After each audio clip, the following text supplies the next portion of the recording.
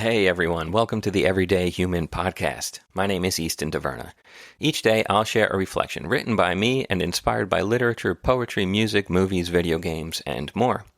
And after that, I'll share a prompt for you to write your own reflection.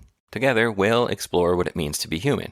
Every month, we'll walk a new path, taking a look at life, death, the universe, and everything in between. Thanks for coming along. I'm glad you're here. For more, visit eastontaverna.com or join me on Instagram at _everydayhuman. Hello, everyone. It is April 10th. Today's reflection is titled, Lilacs Worth the Price. This one was inspired by a quote from T.S. Eliot's The Waste Land, specifically from the first section of the poem, The Burial of the Dead. And T.S. Eliot was an American poet, playwright, and essayist.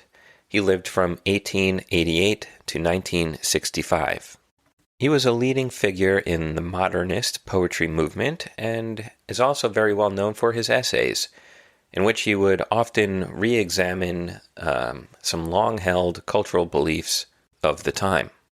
In his work, he looks at themes of spiritual emptiness and the potential to have a sort of rebirth, urban decay, and the fragmentation of society following World War I.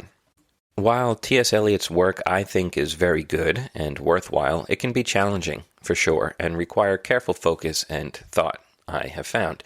But it is rewarding when you sort of resign yourself to it and what it is, and when you stop trying to quote-unquote get it. One of the cool things I think about it is that there is always something to learn. No matter how much you've read it or think you grasp it, it is worth reading and checking out or revisiting if you've already read it before.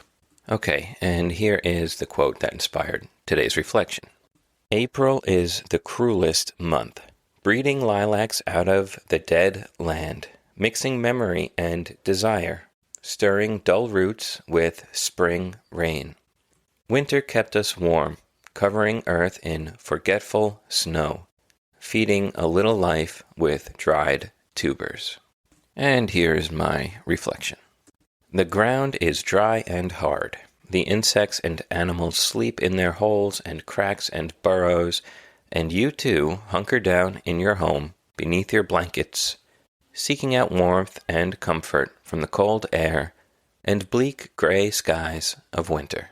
You are stagnant, complacent, and each day bleeds into the next, hardly different save for a cluster of holidays at the end of the season. There are signs of life in March, but they are few and scattered. The very brave or the very hungry, venturing out, leaving their hibernation early in search of sunlight, companionship, food. But it is in April when the change really begins. Wildflower seedlings push against the soil, breaking through, gasping for air. The rains fall and wash away the weak, leaving only room for those insects alert enough to seek higher ground, the seeds fortunate enough to have already latched onto the soil with their roots. The beauty of April comes fast and hard, but it does not come without first testing the mettle and courage of the winter survivors. It does not come without a certain cruelty. But when has change or growth ever been simple or painless? Is the scab over your healing wound soft and pleasant, or is it hard and rough, pulling your skin tight beneath it? And what of overcoming the loss of a loved one? Does emerging through to the other side of it stronger and wiser, with more love in your heart for them and those still with you, not come with endless tears and sleepless nights? Any sort of change or growth that is worth a damn has its price. It is part of being human.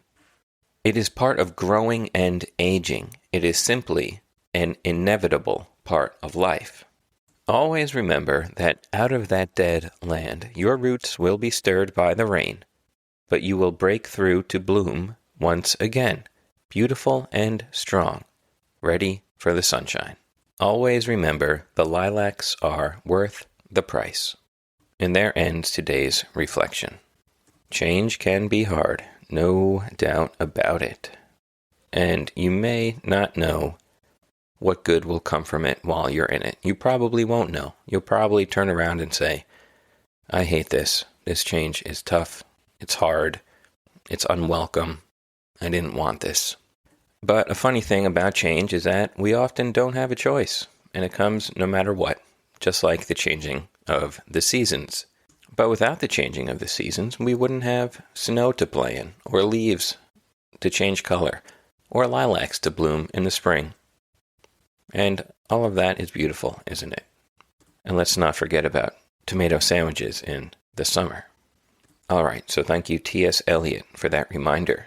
And now it's time for your reflection question. So in your journal, napkin, or while you are looking out the window, or pondering the seasons and when your lilacs will bloom, ask yourself this. What pain have I experienced that led to personal growth for me? How can I look to nature to remind myself that pain or suffering is not the enemy, but a catalyst for change and growth?